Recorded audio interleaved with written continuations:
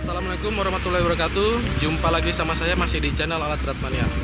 Salam sejahtera untuk kita semua. Semoga hari ini kita selalu diberikan kesehatan dan dimurahkan rezekinya. Halo bro, hari ini saya mau review untuk unit Cat 777 seri D untuk bagian komponen dan instrumen panel dari unit ini. Sebelum kita lanjut ke bagian komponen, kita bongkar dulu untuk powertrainnya ya. Untuk powertrain dari Caterpillar ini, dia lebih simpel daripada Komatsu 785. Yang pertama, komponen dari powertrainnya itu adalah lockup clutch, kemudian torque converter, kemudian torque converter pump, kemudian drive shaft, kemudian transfer gear, kemudian transmission control valve, kemudian transmission, kemudian lanjut ke differential dan final drive. Oke bro, lanjut untuk bagian komponen ya. Kita mulai dari bagian kiri depan sana bro. Kiri depan sana.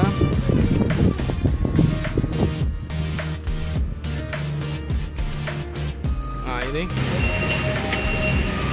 Di sini ada namanya disconnect baterai bro. Nah ini disconnect baterai, fungsinya untuk memutus aliran listrik ke baterai atau memutus aliran listrik ke seluruh fungsi elektrikal. Lanjut di bagian kiri sini. Ini bagian kirinya bro. Ke bagian engine dulu bro. Di sini ada suspensi. Ini suspensinya. Kemudian itu disc brake-nya, bro. Nah, itu disc brake-nya. Disc brake. Kemudian di sini ada alternator. Kemudian itu water pump. Kemudian di atas sana itu ada turbocharger. Karena dia engine-nya 8 silinder, jadi dia V-engine. Jadi turbocharger-nya itu ada di kanan dan di kiri engine-nya, bro. Oke. Lanjut.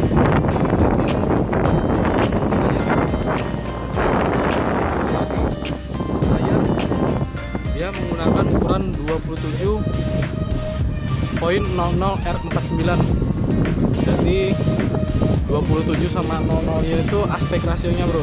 Aspek rasio antara teknologi ini dan teknologi ini.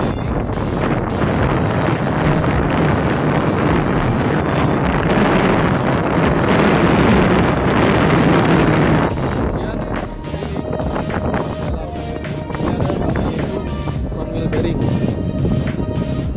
bearing. Lanjut ke bagian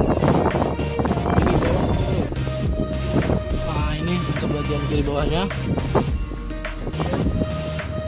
Nah itu ada, nah itu bro, nah itu tirot. Kemudian di belakangnya ada silinder steering. Kemudian di atas ini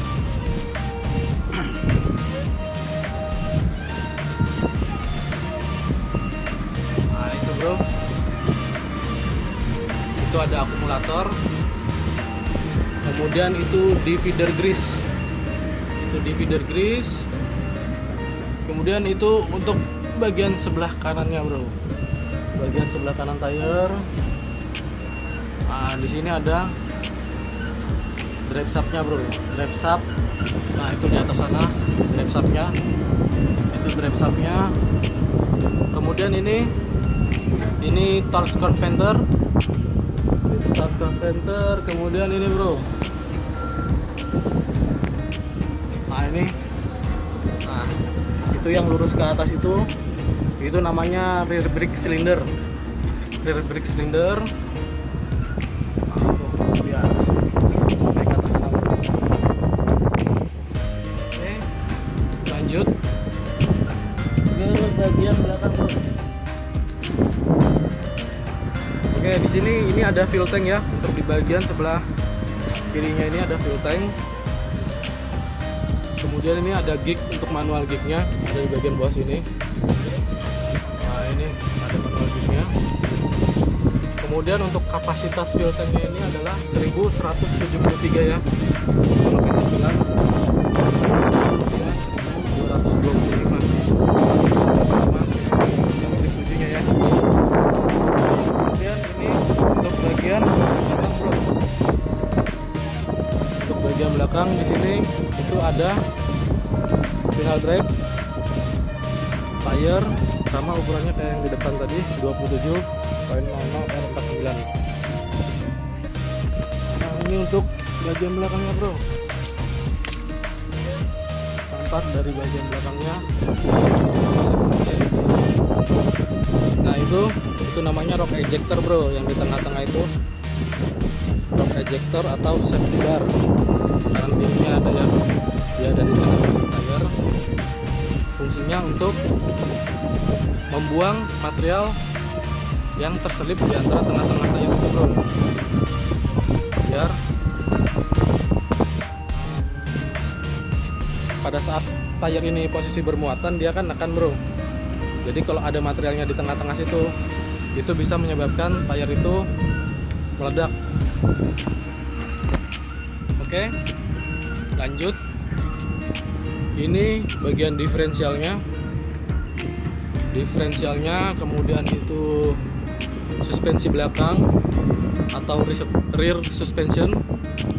Kemudian itu ada sensor bro. Nah itu sensor untuk TPMS atau Truck Pilot Monitoring System untuk Caterpillar ya, untuk mengetahui muatan pada saat dia loading. Sama ini kayak yang di depan tadi, di dari grease. Kemudian ini ada stabilizernya bro. Nah ini stabilizer. Itu stabilizer. Kemudian air grinder dia bro.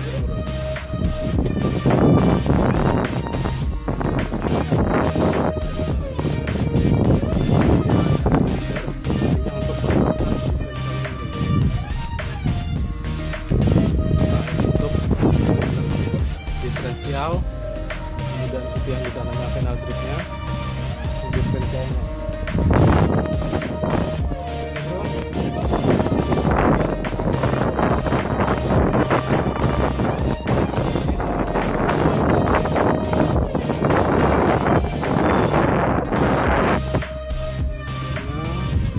Itu final drive-nya. Kemudian di sini untuk bagian tangki yang di bagian kanan sini, ini ada dua tangki ya. Nah ini ada dua tangki. Yang kanan dulu ya bro. Ini ada tangki untuk oil transmission. Tangki untuk oil transmission. Ini side glassnya ada dua bro. Jadi pada saat engine idle, kita ngeceknya pada bagian yang atas ini. Nah, jadi pada saat engine idle kita cek pada bagian atas ini. Pada saat engine stop kita cek pada bagian bawah sini. Kemudian yang warnanya merah sama hijau itu pada saat engine itu atau unit ini parkir. Kalau yang hijau pada saat pada saat unit ini parkir ya bro, parkir lama. Kemudian pada yang merah itu pada saat engine ini setelah operasi. Pada saat engine setelah operasi. Kemudian di atas itu ada air breather-nya bro. Itu air breather-nya juga fungsinya untuk pernapasan tangki oil transmisinya. Kemudian yang sebelah kirinya ini ada side glass-nya juga. Ini side glass-nya. Waduh, habis bro olingnya. Ini kayaknya nggak habis sih, cuma karena unitnya ini parkirnya posisinya miring. Ini side glass untuk torque preventer, brake, dan hoist. Nah ini tankinya yang sebelah kirinya ini. Itu gelas penduganya. Kemudian itu air breather-nya, lubang pernapasan tangki, hoist atau hidrolik, brake, dan torch venter tadi. Jadi ini namanya tangki, torch venter, hose, dan brake. Kemudian di atas sana itu ada namanya air tank ya, air tank untuk secondary brake dan primary brake. Oke, kita lanjut ya bro ke bagian tengah sini, tengah kanan depan sini bro. Oke, di atas sana itu yang hitam itu ada air dryer. Jadi pada saat angin akan masuk ke tangki udara atau air tank, dia dikeringkan dulu di situ. Jadi fungsinya air dryer itu untuk menghilangkan kelembapan pada udara yang akan masuk ke air tank atau tangki udara tadi. Kemudian ini ada akumulator, kemudian ini ada filter untuk torch venter. Oke bro, nah itu untuk suspensinya. Untuk suspensi bagian kirinya, bagian kanan tadi ya bro, sorry. Untuk suspensi bagian kanan. Kemudian di atas sana itu ada kayak valve ya. Valve-nya itu untuk mengadjust suspensinya bro. Jadi untuk mengadjust suspensinya itu dari atas sana. Kemudian ini untuk engine-nya bagian kanan tadi, karena dia tadi itu V-engine, jadi turbocharger-nya ada di bagian kanan sama kiri. Itu bro, turbocharger-nya bro. Oke, kita lihat dari bagian depan sana.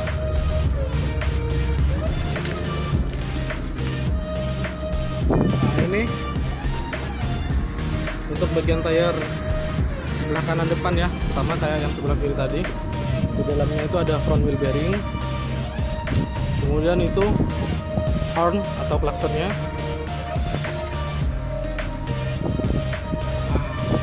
Ini untuk engine bagian kanan depan ya. Bagian engine kanan depan. Di sini ada kompresor AC ini bro. Itu kompresor AC ya. Nah itu kompresor AC. Kemudian ini ada namanya receiver dryer, bagian dari komponen AC ya bro, bagian dari komponen AC. Kemudian di situ ada filter tuh bro. Nah itu namanya fuel filter.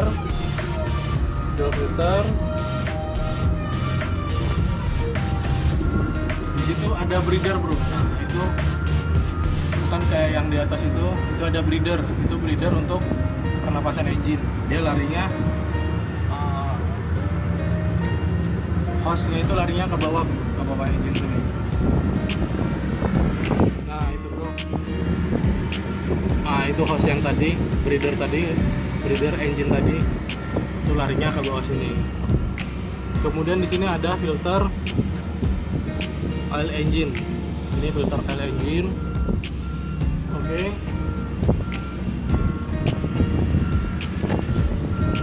Kemudian di sini bro, ini ada tempat untuk jadi kalau misalnya unitnya ini drop akinya, dia bisa di jumpernya itu langsung lewat sini aja. Jadi biar nggak capek-capek naik ke atas, dikasih buat jumper.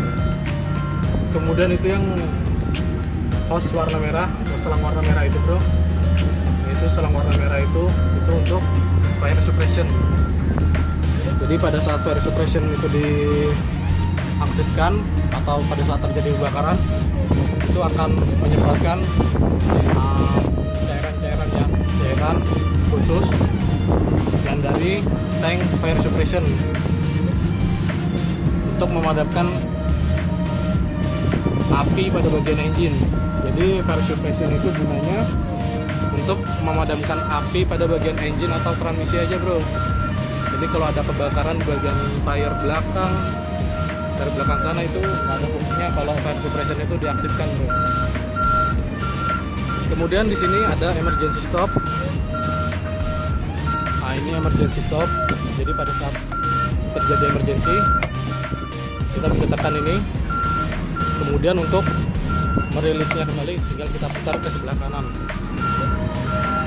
Kemudian ini ada namanya Loto atau isolation box. Fungsinya pada saat ada perbaikan mekanik, itu mekanik wajib menggunakan lotonya ini. Nah, ini ada untuk baterai. Kalau ini diputar ke sini, itu nggak ada arus listrik dari baterai, bro. Jadi nggak ada arus listrik dari baterai. Bentar, kita kembalikan dulu. Kemudian kalau yang ini, yang kuning, ini untuk memutus arus listrik pada motor starter. Kemudian di sini ada namanya engine shutdown, bro. Nah, ini engine shutdown, fungsinya untuk mematikan engine jika terjadi emergency juga, bro. Kita nggak boleh mematikan engine menggunakan switch ini. Ini untuk memastikan fire suppression. Oke, kita lanjut ke bagian atas, bro. Oke, bro, kita sudah di atas. Nah, ini tampak pada bagian atas dari Cat 777 seri D ini ya. Nah, itu, bro. Di situ itu ada namanya lampu pilot meter. Jadi pada saat digger mengisi, dia bisa melihat muatan unit ini pada saat sudah penuh. Itu ada lampu warna merah dan warna hijau di sini, bro. Nah, itu ada lampu warna merah dan warna hijau. Kemudian itu tank untuk fire suppression-nya tadi ya. Tank untuk fire suppression. Kemudian itu auto loop, bro. Itu auto loop. Kemudian itu tank oil steering-nya. Tank oil steering. Di sini dia juga ada filternya. Nah, itu filternya, filter untuk oil steeringnya, bro. Itu filternya. Kemudian itu fuel capnya atau tempat pengisiannya. Kemudian di sini ini untuk bagian pre-cleaner ya, yang sebelah kiri ini pre-cleaner, kemudian itu air cleanernya. Sama ada dua, itu air cleanernya, yang sebelah kanannya sana itu pre-cleanernya. Jadi fungsinya pre-cleaner itu untuk menyaring kotoran-kotoran yang berukuran besar sebelum masuk ke air cleaner. Kemudian di sini ada dash indicator. Ini, bro, ini dash indicator untuk mengetahui kebuntuan pada air cleaner. Kemudian di sini ada evakuator. Ini, bro. Ini evakuator, kita pencet. Ini, bro. Nah, kita pencet pada bagian bawahnya ini. Dia kalau kotor itu keluar debunya. Oke. Kemudian untuk pengecekan oil engine-nya, dia ada di atas ini ya, bro. Di atas ini kita buka. Nah, itu ada dipstick oil engine-nya. Ini dipstick oil engine-nya, bro. Nah, ini untuk tempat pengecekan oil engine, dipstick oil engine-nya. Kemudian di dipsticknya ini ada tempat untuk pengecekan pada saat engine idle atau running dan pada saat engine stop. Ada dua ya. Jadi di sini biasanya di sini sama di sininya. Karena ini panjang, bro, agak susah, jadi kita masukin aja lagi ya, bro. Panjang dia, bro, nggak kayak Komatsu, dia pendek kalau Komatsu. Oke, kita masukin.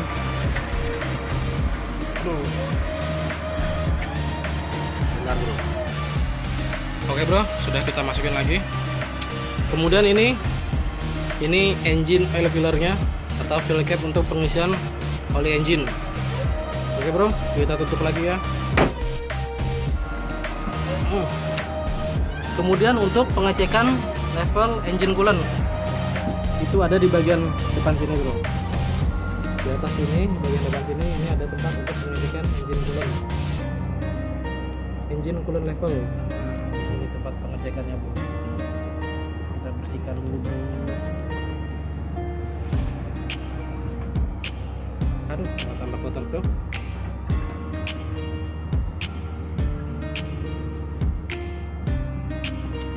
Nah, itu ada tempat untuk pengecekan engine coolant level. Nah, ini jadi pada saat engine coolant levelnya itu kurang, dia ada di gig yang merah ke sebelah merah sana. Jadi kalau dia penuh ada di gig bagian range hijau sini. Dia ada dua ya bro, kanan kiri. Ini untuk bagian kirinya. Nah, ini untuk bagian kirinya, itu dia yang kirinya ini sudah mulai berkurang. Oke bro, lanjut ke bagian instrumen panel ya bro, di dalam bro. Lagi hujan bro. Bisa ngereview nih bro. Oke bro, ini untuk bagian dari instrumen panel CAT 777 seri D ini. Di sini hampir sama kayak 773 ya, sama kayak 773. Nah, ada tambahan sheet, itu ada dan body up reduction sama starting header dan throttle backup ini. Oke, untuk alat indikatornya di sini ada service caution lamp atau maintenance caution lamp, kemudian ini check engine, kemudian ini engine coolant flow, kemudian ini cek baterai, kemudian ini transmission oil temperature, kemudian ini transmission oil filter, kemudian ini primary steering, kemudian ini parking brake, kemudian ini engine oil pressure, kemudian ini engine oil filter restriction. Kemudian untuk switchnya di sini, ini scroll mode, switch untuk scroll mode. Jadi dipakainya itu untuk menu di sini, untuk melihat HM, kilometer, service meter, RPM, dan pilot meter. Ini bisa dilihat di sini. Displaynya bisa lihat di displaynya sini. Kemudian ini switch untuk TCS atau traction control system switch. Kemudian ini switch untuk ARC atau auto retarder control. Kemudian ini untuk lampu ya, untuk lampu ini. Kemudian ini switch untuk starting header, ini switch untuk throttle backup. Jadi pada saat pedal akselerator itu tidak bisa dipakai, kita bisa gunakan switch throttle backupnya. Kemudian ini switch untuk starting header, jadi sama aja kayak glow plug. Jadi pada saat kita sebelum start engine, kita bisa set switch starting headernya. Kemudian ini switch untuk AC bro, udah rusak switchnya. Kemudian ini dan body sound up reduction, jadi untuk mengurangi kebisingan pada saat kita mengangkat bezel atau dam body. Kemudian ini untuk emergency steering itu pemakaiannya maksimal 90 detik ya, pemakaian maksimal 90 detik. Kemudian ini ada fan speed atau AC untuk kita AC nya. Kemudian ini untuk temperatur AC. Kemudian di sini ada lever retarder. Ini lever untuk turning signal lamp ke kanan ke kiri, sama waiver. Nah ini waiver. Kemudian di sini ada tilt and column steering.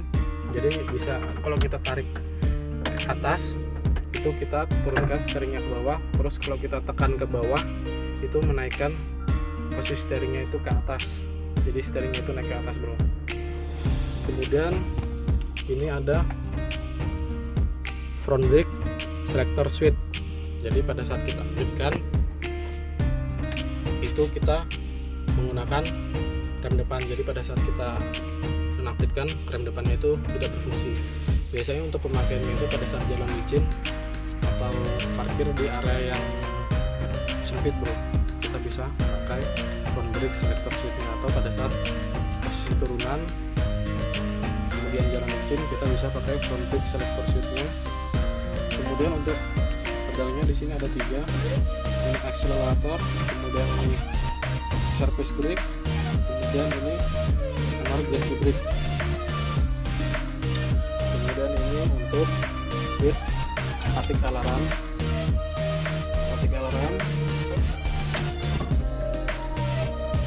Ini switch untuk parking brake reset valve.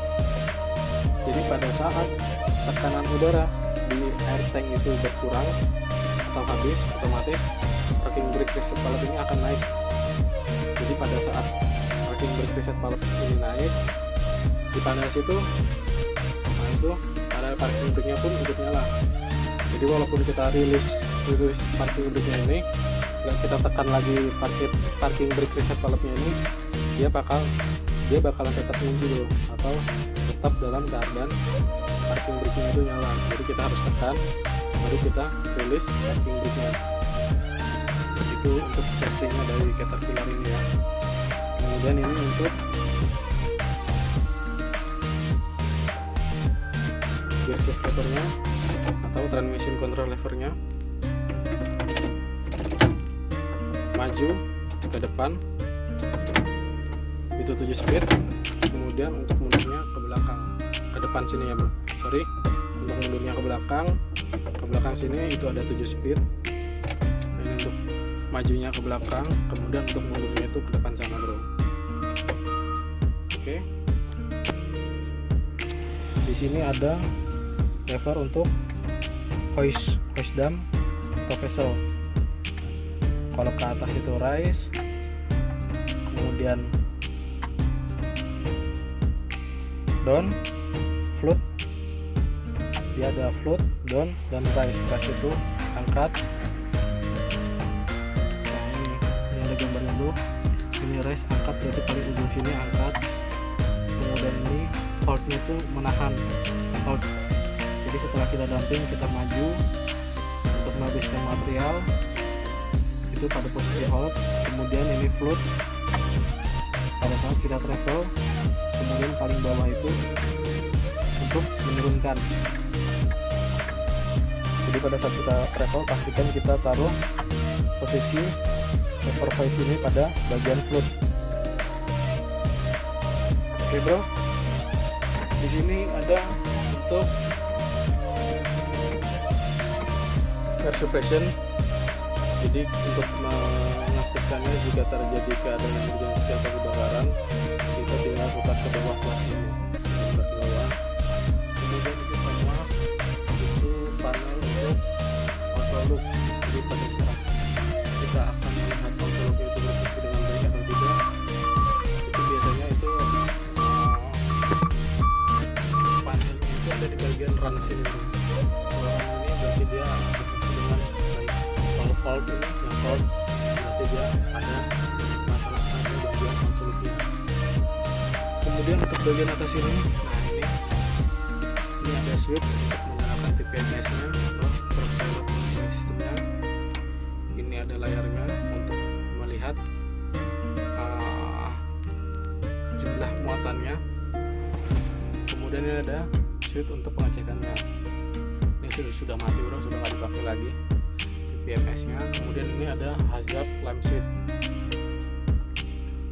Oke bro, mungkin sekian yang bisa saya sampaikan. Semoga video ini bermanfaat untuk teman-teman semua.